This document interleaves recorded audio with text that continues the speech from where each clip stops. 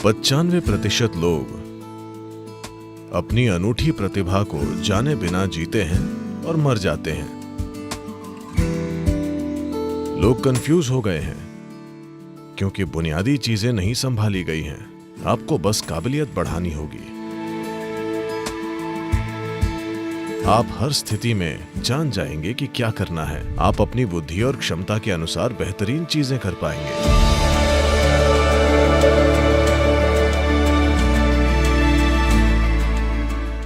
कुछ हफ्ते पहले हार्वर्ड बिजनेस स्कूल के डीन ने मुझसे कहा, हम लीडरशिप की बातें कर रहे थे और वे एक प्रमुख बिजनेस स्कूल के डीन के रूप में अपनी फिलॉसफी बता रहे थे।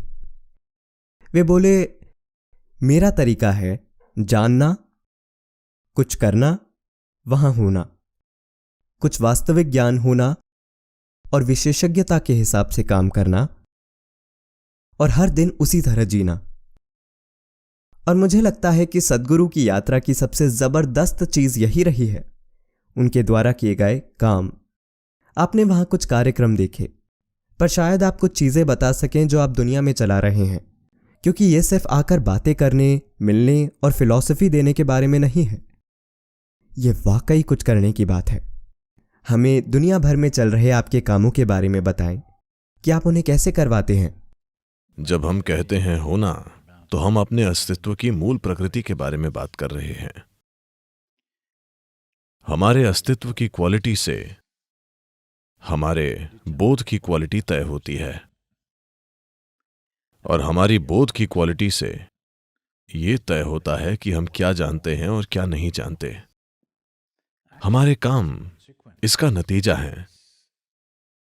इसे उल्टा कर दें तो ये ऐसा होगा: फल, पेड़, जड़, मिट्टी। पर फल ऐसे नहीं लगते। मिट्टी, जड़, पेड़ और फिर फल। इसे उलट देने से आप जबरदस्ती कुछ पा सकते हैं, पर आपको नुकसान भी होगा। Today, I'm working with a whole lot of business leaders in the world, both in India and outside. आज मैं भारत और पूरी दुनिया के कई बिजनेस लीडर्स के साथ काम कर रहा हूं। मैं इसे आम धारणा नहीं बनाना चाहता, लेकिन मैं कहूंगा कि उनमें से कम 60 से 70% लोग 45 की उम्र पहुंचने तक कई रूपों में वे गंभीर तरीके से डैमेज हो जाते हैं। या तो वे भावनात्मक रूप से परेशान हो जाते हैं क्योंकि उनके काम वैसे हैं, या कई लोग बहुत सी शारीरिक बीमारियों से पीड़ित हैं जो कि उनके हिसाब से उनके काम का एक स्वाभाविक नतीजा है, क्योंकि वे चीजें जबरदस्ती कर रहे हैं। अगर आप कुदरत के नियम नहीं समझते कि जीवन कैसे खिलता है, आप पेड़ से पहले फल चाहेंगे तो जाहिर है आपको चीजों के साथ जबरदस्ती करनी पड़ेगी। जबरदस्ती का तरीका अपनाने से एक चीज हासिल हो सकती है, पर बाकी चीजें बिगड़ जाएंगी। दुनिया के सबसे समृद्ध, सबसे अमीर समाज हर जगह सिर्फ यही नहीं, इससे गुजर रहे हैं। वे समृद्ध हो चुके हैं, पर व्यक्तिगत जीवन में या समाज में या देश में समृद्धि पाने का मूल विचार यही है कि उससे हम अलग अलग तरह का पोषण और जीवन शैलियां चुन पाएं। इसीलिए मनुष्य समृद्धि की तलाश करता है, ताकि हम पोषण और जीवन शैली खुद चुन सकें। अब अगर आप लोगों का जीवन देखें तो ये चीजें चुनकर वे खुश नहीं हैं। ये चुनाव उन्हें परेशान कर रहे हैं। लोग नहीं जानते कि क्या खाएं, क्या करें, क्योंकि हमने बुनियादी चीजें नहीं संभाली हैं।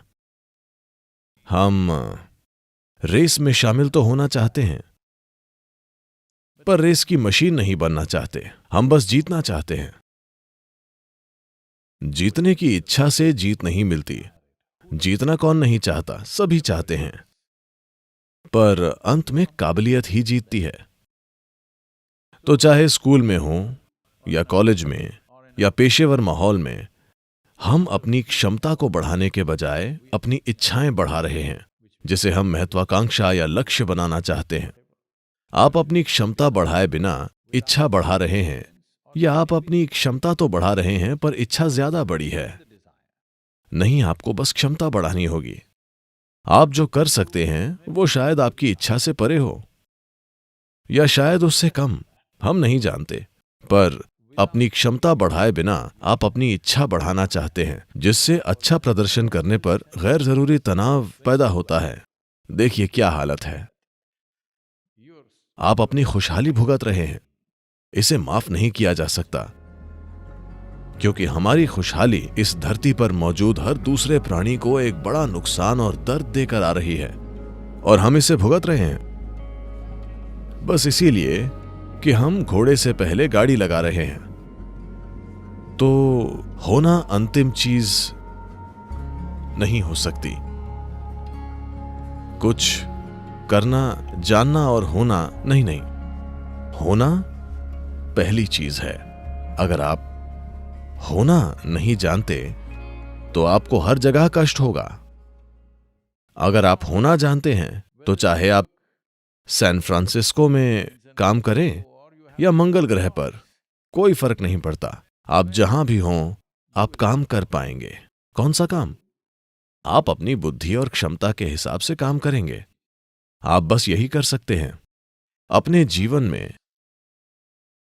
अगर हम वो नहीं करते जो हम नहीं कर सकते तो ये कोई समस्या नहीं है, लेकिन अगर हम वो नहीं करते जो हम कर सकते हैं तो हम एक अभागा जीवन है। हम बस यही चाहते हैं कि अपने जीवन में वो काम जरूर करें जो हम कर सकते हैं।